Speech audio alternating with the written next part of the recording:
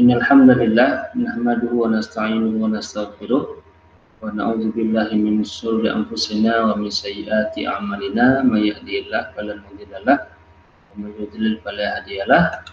Asyhadu an la ilaha illallah wahdahu la syarikalah wa asyhadu anna Muhammadan abduhu wa rasuluh la nabiyya ba'dah. Pertama sekali kita syukur kepada Allah Subhanahu wa taala atas limpahan rahmat dan karunia-Nya kepada kita semuanya. Di kesempatan pagi yang mulia ini kita dapat bertemu melalui layar dalam mata kuliah Qawaid Tafsir Ushuliyah. Untuk berikutnya juga senantiasa tidak lupa dalam setiap kesempatan untuk kita contohkan kehidupan Nabi Muhammad Sallallahu Alaihi Wasallam. Para mahasiswa yang kami muliakan, di kesempatan pagi ini kita akan mengkaji yaitu sebuah judul ya, korelasi qawaid tafsir dengan usul fikih. Seperti pertemuan-pertemuan yang lalu telah kita sampaikan bahwasanya dalam membentuk sebuah qawaid tafsir itu banyak sekali cabang-cabang ilmu yang turut ataupun ikut berkontribusi untuk menyempurnakan daripada kaidah-kaidah tafsir tersebut. Yang pertama, dianya lahir daripada kontribusi qawaid lughawiyah atau qawaid kebahasaan. Qawaid kebahasaan itu bisa datang daripada ilmu bahasa Arab dalam pembagiannya seperti ilmu nahwu, ilmu sharaf, ilmu balaghah, dan seterusnya. Nah, kemudian juga qawaid itu juga dikontribusi atau diberi kontribusi oleh ilmu-ilmu ulumul Quran. Ya. Ulumul Quran juga memberi kontribusi terhadap daripada perkembangan qawaid tafsir itu, seperti ilmu munasabat, ya, seperti ilmu asbabun nuzul, ya, ilmu makki madani, ilmu qiraat, semuanya mempunyai kaidah tersendiri yang juga memberikan kontribusi untuk penyempurnaan daripada qawaid tafsir. Nah, untuk hari ini yang ketiga itu kita akan mengkaji tentang kontribusi daripada usul fikih, daripada fikih, usul fikih, ya, sebuah ilmu yang sama, ya, fikih produk, usul fikih cara memproduk, dan kita cari korelasinya kepada yang namanya qawaid tafsir. Dalam usul fikih juga ada mempunyai qawaid, ya, yaitu qawaid fikhiyah. Yang qawaid fikhiyah itu juga lahir daripada Al-Quran dan hadis. Al-Quran, hadis menggunakan usul fikih untuk memahami dalil-dalil daripada Al-Quran dan hadis. Kemudian setelah lahir, istinbat hukumnya lahir daripada hasil usul fikih, kemudian menjadi fikih. Fikih itu diuji coba, ya, kemudian melahirkan qawaid fikih, ya. Qawaid fikih itu diuji coba lagi, ya.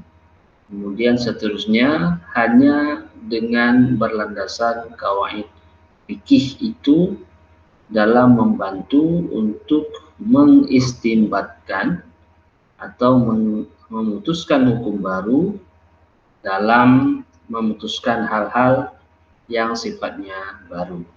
Nah, ini sebuah perkembangan yang dasarnya memang diambil daripada Al-Quran dan hadis. Dan juga untuk hari ini, ya, kenapa qawaid tafsir ataupun qawaid fikih ataupun usul fikih itu diperlukan, ya, dalam qawaid tafsir ini, ya.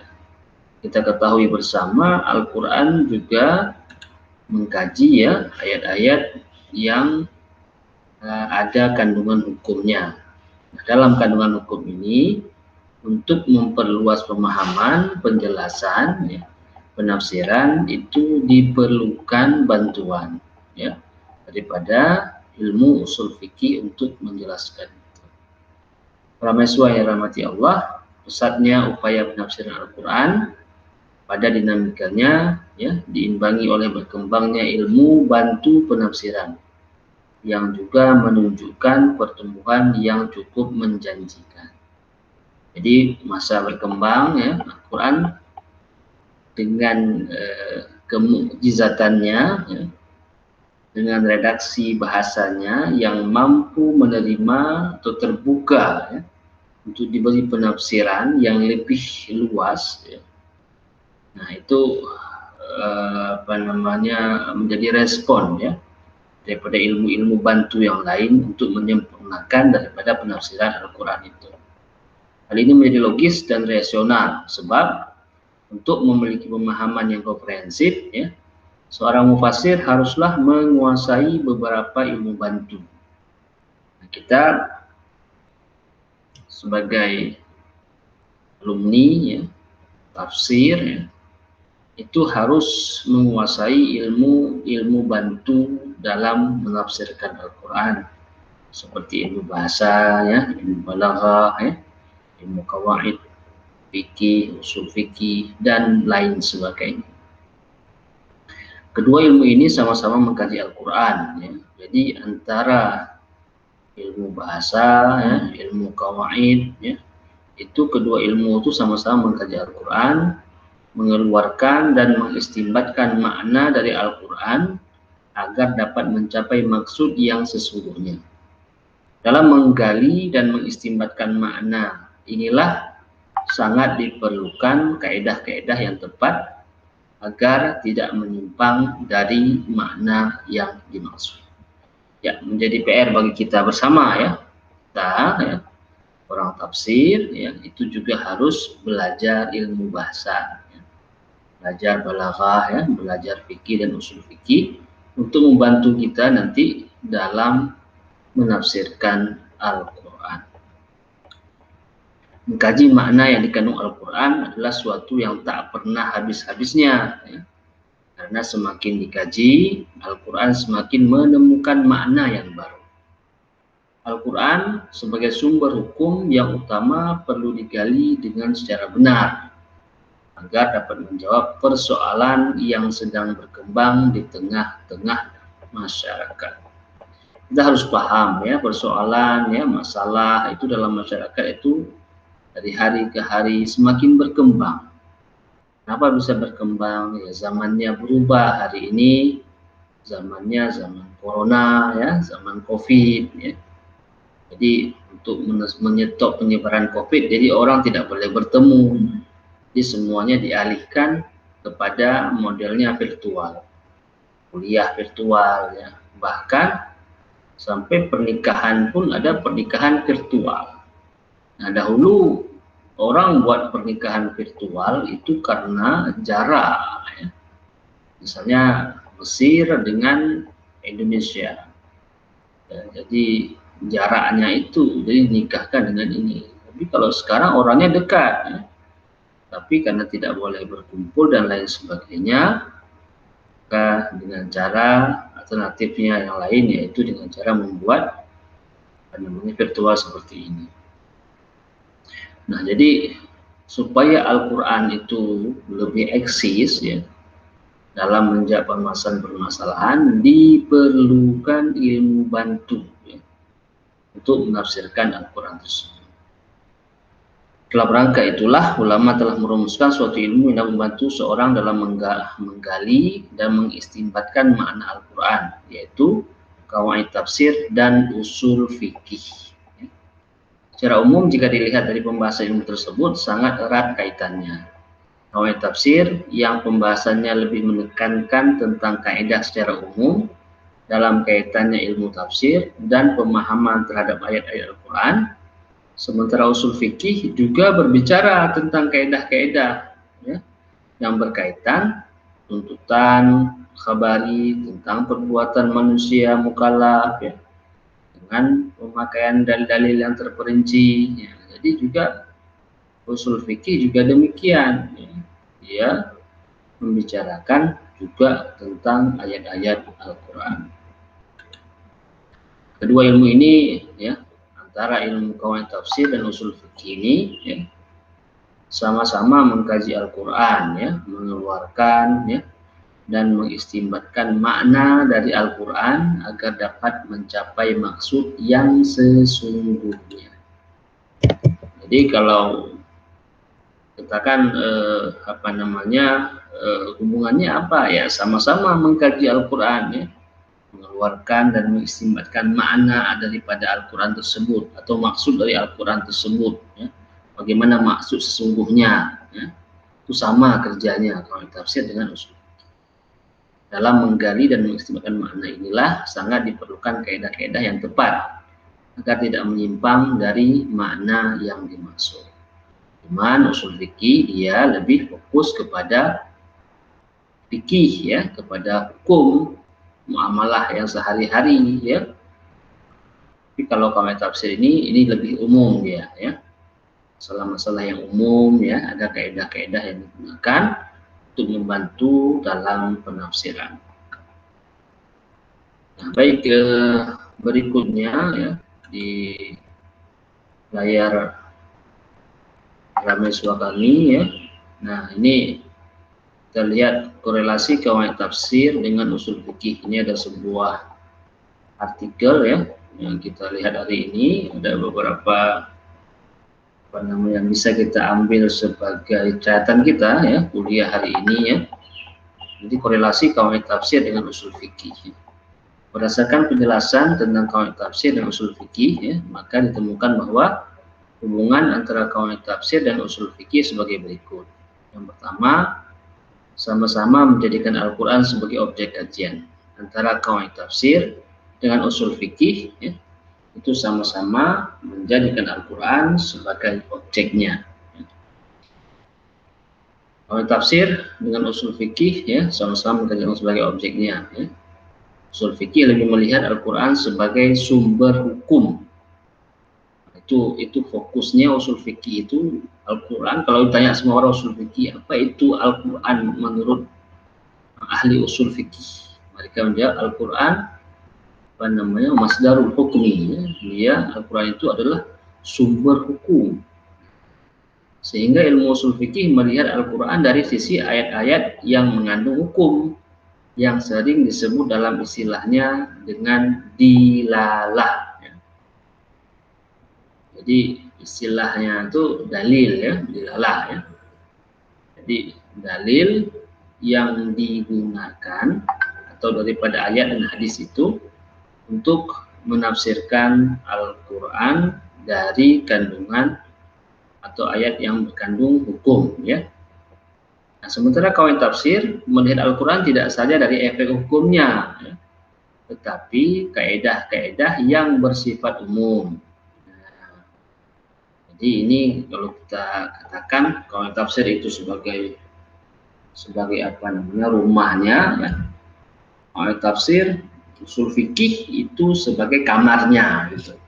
Qawaid tafsir, kontribusi usul fikih sebagai kamar 1, qawaid tafsir, kontribusi ilmu bahasa kamar 2, qawaid tafsir, kontribusi ilmu Al-Quran itu kamar 3 ya.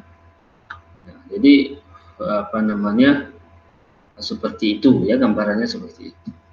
Ya lebih umum ya. Nah, jadi kaidah yang bersifat umum ya. Al-Quran sebagai sumber ilmu maka harus dipahami dengan benar agar sampai kepada makna yang dimaksud qawaid. Nah, jadi kalau misalnya kita menganggap Al-Quran itu sebagai sumber ilmu ya, maka harus dipahami dengan benar agar sampai kepada makna yang dimaksud qawaid, ya. Nah, jadi gini ya, melihat Al-Quran itu sebagai sumber ilmu, inspirasi dan sebagainya, kita harus memberikan pemahaman yang benar ya, sesuai dengan yang dimaksud itu dengan bantuan-bantuan daripada ilmu-ilmu kontribusi ilmu-ilmu lainnya, karena dia lebih umum ya. qawaid bisa menjadi timbangan bagi mufassir dalam melihat kebenaran dan kebaikan dari sebuah penafsiran dan penjelasan dari makna Al-Quran. Sebagai mufassir, ya, maka sangat tidak dibenarkan ya, melakukan kesalahan dalam menafsirkan dan mengistimewakan makna ayat. Itu menjadi ini kita ya, jangan sampai kita salah ya. Hal yang sama bagi seorang ulama fikih ya, tidak dibenarkan juga melakukan kesalahan dalam mengistimewkan hukum ya, dari dalil yang tafsili atau dalil yang sudah rinci ya. Ulama usul fikih juga demikian ya, melihat ayat ya, tahu sampai salah juga. Tapi orang tafsir ini lebih meluas lagi. Kita usul fikih harus paham ya, dan yang lainnya juga harus memahami. Makanya orang-orang tafsir ini nanti Al-Quran kan bicara masalah fenomena alam ya. Kaedah-kaedah ilmu pengetahuan alam itu juga harus kita ketahui. Bagaimana cara menafsirkan Al-Quran ya. Dan nanti menggunakan kaedah-kaedah ilmu alam. Kaedah-kaedah ilmiah ya. Al-yawma najika bibadanika litakuna ayat liman khalfak ya. Najika, hari ini kami selamatkan badanmu.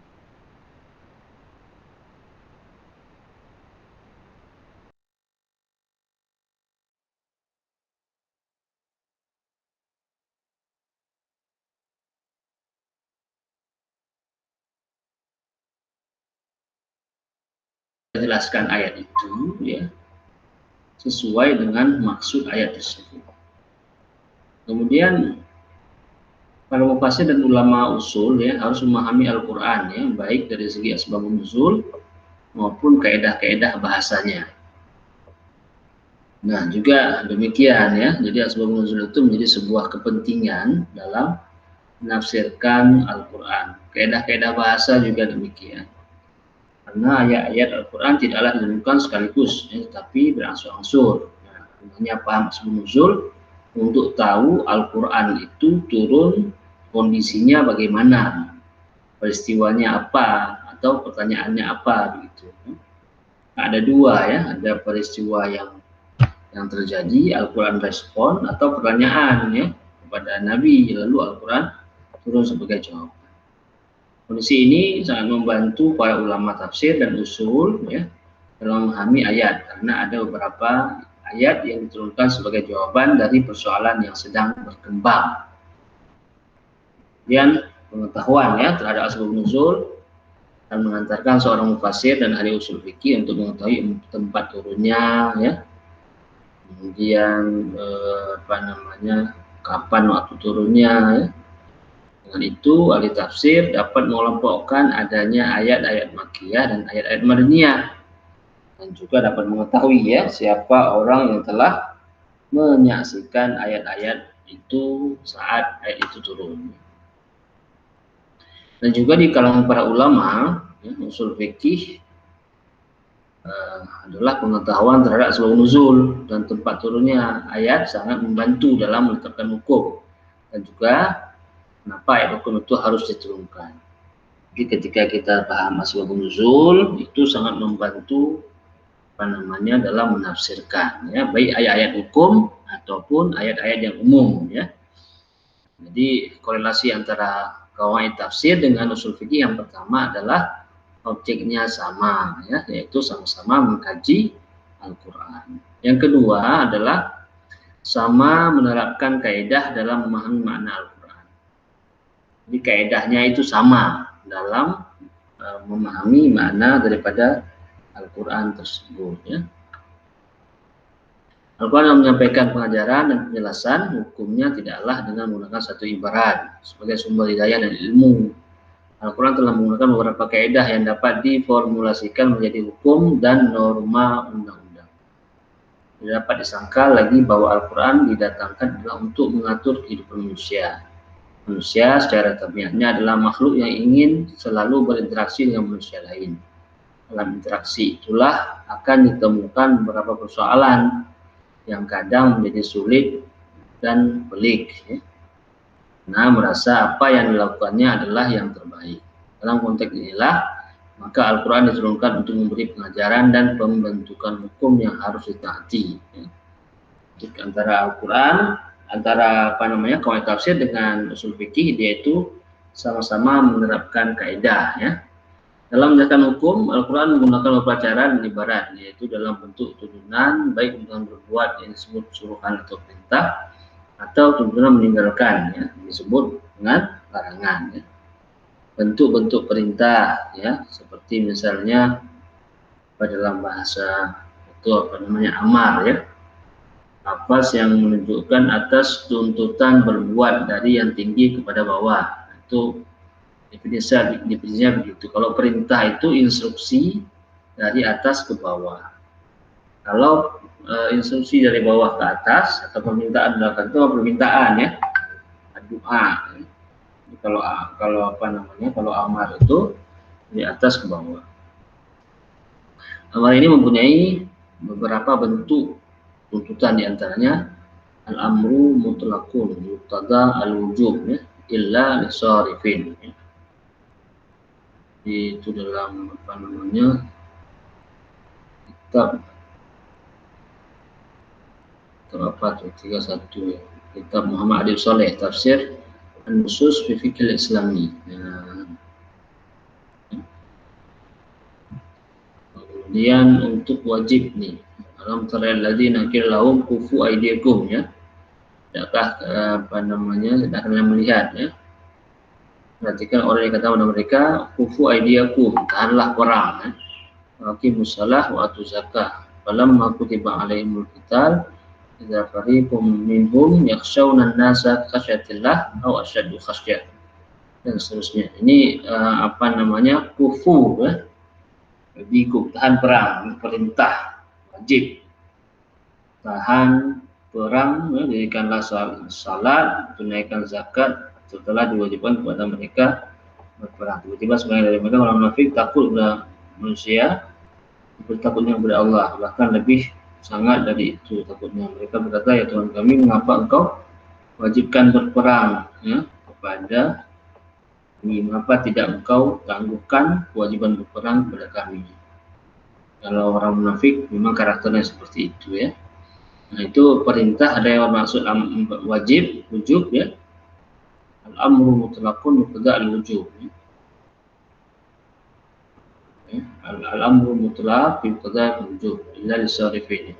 Jadi amar itu secara mutlak ya, itu dia bermaksud kepada wajib itu.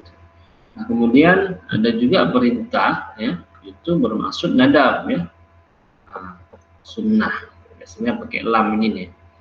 Lam yang di depan waw ini, wal yasta'fifil ladzina la yajiduna nikahan hatta yughniyahumullah min fadlihi wal ladzina yabtaghuna al-kitaba mimma malakat aymanukum ila akhir ayat ya. Orang-orang yang tidak mampu kawin hendaklah menjauh selian darinya sehingga Allah memampukan mereka dengan karunia-Nya. Hendaklah wal yasta'fifil ladzina. Ini bermaksud nadab ya, sunnah ya. Orang yang tidak mampu kawin jaga diri ya. Jaga kesucian diri ya, sampai Allah memampukan mereka dengan karunia-Nya. Jadi kalau tidak mampu kawin ya sabar ya. Pengertian sabar. Karena begini ya. Mungkin kita umur 25 itu tidak punya harta 100 juta misalnya. Ini misal ya. Kadang-kadang ingin menikah dengan standar yang gimana gitu. Tapi ketika kita umur misalnya sudah 30 ya, selama 5 tahun bekerja, itu sudah terkumpul duit itu ya, duit 100 juta misalnya. Nah, itu dia. Sampai Allah memampukan ya. Hatta yughniyahumullah. Jadi caranya bagaimana? Caranya ya jaga diri ya. Orang-orang tidak mampu kawin hendaklah menjaga kesucian dirinya. Jangan pacaran. Ini maksudnya situ. Jangan pacaran ya. Pada perlu nggak usah punya pacar ya. Tak fokus ibadah ya, cari uang, nanti sampai Allah memampukan mereka ya. Surat An-Nur ayat 33. Nah, jadi itu ayat bermaksud atau bermakna nadab ya, sunnah. Sunnah atau irsyad ya. Perintah bermaksud irsyad, petunjuk ya. Alladzina amanu idza tadayantum bidainin ila ajalin musamma faktubuhu. Wah, ini faktubuhu ini ya. Nah, faktubuhu ini maka catatlah. Kalau berutang catatlah. Kalau berutang, catat orang apa namanya? Syarat orang yang menulis itu yang pertama bil adli ya. Adil ya. Adil dengan apa namanya? Dengan adil itu kan bukan berarti seimbang. Adil itu adalah sifat yang baik ya, sifat yang baik yang terpuji. Adil adalah dalam hadis itu adalah itu sifat yang tidak ada punya sifat tercela ya. Kemudian untuk ibahah itu amar aja punya ini. Nah, dalam nanti melihat ayat yang mengandung perintah ya, juga dilihat nanti konteksnya itu dengan ini, dengan usul fikih ya. Jadi tidak semua al-amru lil wujub ya. Tidak semua al-amru lil wujub. Tidak semua perintah itu bermaksud wajib ya. Untuk tahzir ya. Menakut-nakuti ya. Wa ja'alu lillahi andadan liyudhillu an sabilihi. Qul tamatta'u fa inna masirakum ilan nar. Orang kafir telah menjadikan sekutu-sekutu bagi Allah supaya mereka menyesatkan manusia dari jalannya ya. Katakanlah bersenang-senanglah kamu. Qul ya, katakanlah tamatta'u, senang-senanglah ya. Fa inna masirakum ilan nar. Dikatakan kepada orang kafir ya, senang-senang terus. Fa inna masirakum ilan nar, tempat kembali kalian semua ke neraka. Ini coba kalau kita apa ya? Maksudnya kalau orang kafir ya baca ini gimana perasaannya? Tamat tahu senang-senanglah aja. Fa inna masirakum ilan nar. Tamat tahu ini untuk menakuti. Apakah benar demikian nanti ke depannya? Benar ya. Orang kafir itu dalam neraka ya. Baik, untuk berikutnya adalah imtinan ya. Wa bil an'ami hamulata wa farsha, daripada hewan ternak itu hamulah ya. Hamalah, hamil atau apa namanya? Hamalah yahmalu ya, membawa ya, atau transportasi. Atau bahasa kerennya transportasi ya, pengangkutan. Wa farsha. Ada juga untuk apa namanya? Untuk disembelih dia ya.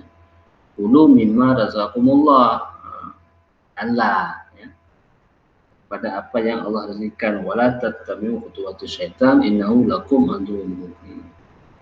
Jangan kalian ikuti apa namanya petunjuk syaitan ya. Sebenarnya syaitan itu adalah musuh yang nyata bagimu. Misalnya kalau menyangkut kepada sembelihan, nanti jangan kita sembelih dengan nama yang lain ya. Kita harus sembelih dengan nama Allah, dan kita ikut gaya syaitan, sembelih dengan kaidah penyembelihan yang benar ya, dengan cara-cara yang benar. Jadi jangan menyembelih dengan sembarangan sehingga itu menyakitkan daripada hewan ya. Itu sudah terjadi kalau semasa penyembelihan itu kadang-kadang orang tidak sesuai ya dengan apa yang. Jadi kalau mau fokus ya dipelajari lebih bagus untuk gimana kaidah penyembelihan yang baik untuk hewan ya, hewan sembelihan. Meskipun intinya sama dengan ibahah dari segi tidak mengandung tuntutan, namun keduanya ada perbedaan. Ibahah hanya semata izin berbuat ya. Kemudian imtinan itu ada karenah berupa kebutuhan, atau ada karinah ya, atau ada hubungannya, yaitu kebutuhan kita kepadanya dan ketidakmampuan kita untuk mengerjakannya. Nah, kemudian ini masih amar juga ya. Jadi kaidahnya al-amru al-waridu ba'dal hadri ya'udu hukmu ila halihi qabdal hadr. Jadi ada apa namanya al-amru al-warid ba'dal hadar ya. Jadi perintah yang keluar setelah pelarangan ya'udu hukmu ilal hali qabla al-hadar. Jadi kembali ya hukumnya itu kepada kondisi sebelum dilarang. Ya, sebelum dilarang itu bagaimana hukumnya? Oh, diperintah lakukan ya. Seperti ini. Qala rajulani minal ladzina yakhafuna an'amallahu 'alaihima udkhulu 'alaihimul baba fa idza dakhaltumuhu fa innakum ghalibun wa 'alallahi fatawakkalu in kuntum mu'minin. Ini kayaknya surat-surat ini cerita tentang ini nih, tentang apa namanya? Tentang Israel sama Palestina ini ya. Berkatalah dua orang di antara orang-orang yang takut kepada Allah, ya Allah, yang Allah telah memberikan nikmat atas keduanya, serbulah mereka dengan melalui pintu gerbang kota itu. Maka bila kamu masukinya, niscaya kamu akan menang, dan hanya kepada Allah hendaknya kamu bertawakal, ya kamu benar-benar orang beriman. Ini apa namanya perintah yang datang setelah larangan ya. Larangannya mana? Larangannya nanti lah. Nanti coba ini untuk ayat ini ya. Ini kalau tidak salah saya, ini ayat ini bicara tentang perintah ya orang Israel untuk masuk ke Palestina ya. Kemudian pada ayat berikutnya itu disebutkan bahwasanya kota Palestina itu menjadi haram ya bagi mereka untuk dimasuki. Itu kejadiannya Nabi Musa. Tapi pada masa-masa Nabi Daud ya, Nabi Daud mereka sudah mulai masuk ya, pada Nabi Musa itu mereka diharamkan. Nah, ada yang qiraat yang membaca bahwasanya pengharaman itu selama-lamanya untuk orang Yahudi ya, untuk menempati daripada Israel. Nah, ini kalau kita bahas pada pertemuan ini panjang ya, nanti bisa para mahasiswa mencari sendiri literasinya ya, riwayatnya tentang cerita Yahudi di Palestina ya.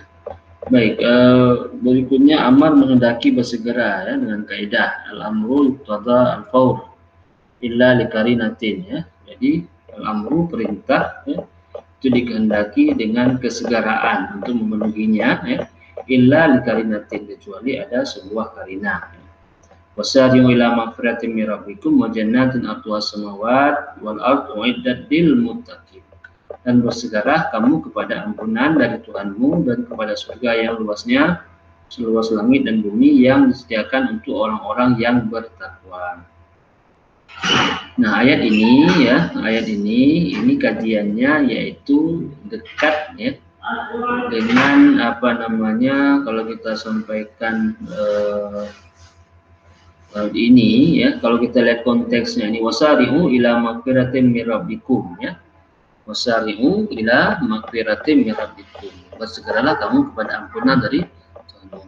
Ini kalau kita lihat dalam ilmu munasabah, ayat sebelum ini masih berbicara tentang masalah riba ya.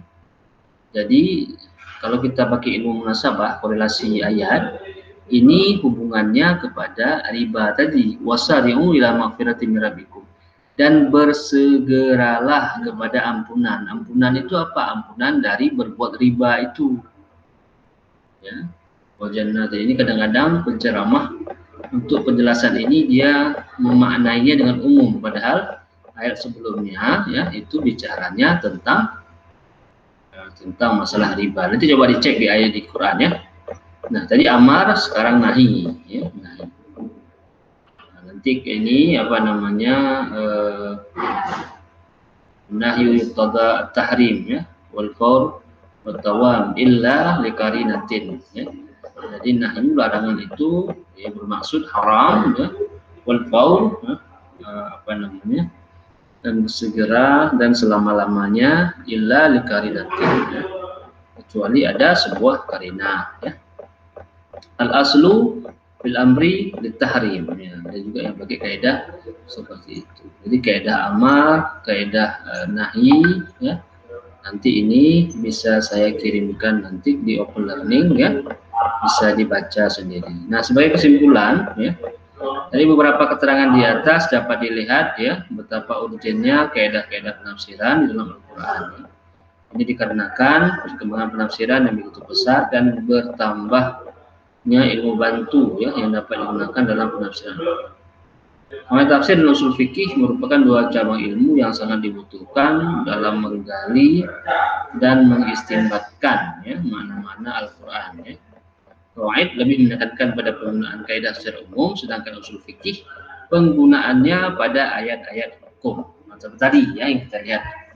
Kita dalam hari ini usul fikih itu kita hanya bicara dua ya, al-amar dan an-nahi. Keduanya saling menguatkan dalam mengistinbatkan makna Al-Quran.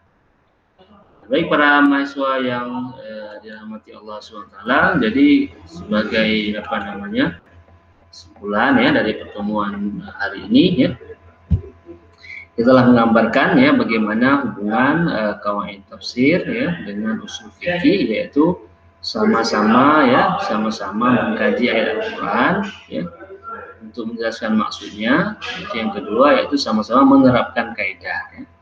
Di kaidah usul fikih juga disadur oleh Al-Quran ya dalam menjelaskan ayat-ayat yang sifatnya hukum.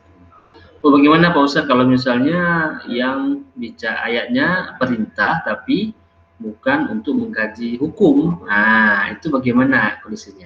Bisa juga ya digunakan ya kaidah itu untuk tahrim, lil irsyad, lil imtinan tadi yang kita sebutkan. Baik para mahasiswa, untuk sesi ini kita anggap selesai ya. Untuk kali berikutnya silahkan nanti para mahasiswa untuk menyiapkan artikelnya ya, PPT-nya ya, sesuai sama buku yang kita sarankan itu kemarin ya. Kerjakan dengan bagus ya, jelaskan sama-sama. Nanti kalau memang hari Selasa kita berhalangan karena memang kadang-kadang di hari Selasa ini ada rapat dan lain sebagainya ya, kita bisa kuliah nanti habis asar secara gabungan begitu, supaya untuk memudahkan ya distribusi atau transfer ilmu di antara kita bersama. Terima kasih atas segala perhatian. Kita tutup dengan membaca hamdalah, alhamdulillahirabbil alamin, dan tutup juga dengan baca doa ya kafaratul majlis. Subhanakallahumma wa bihamdika asyhadu an la ilaha illa anta astaghfiruka wa atubu ilaik. Assalamualaikum warahmatullahi wabarakatuh. Wassalamualaikum warahmatullahi wabarakatuh.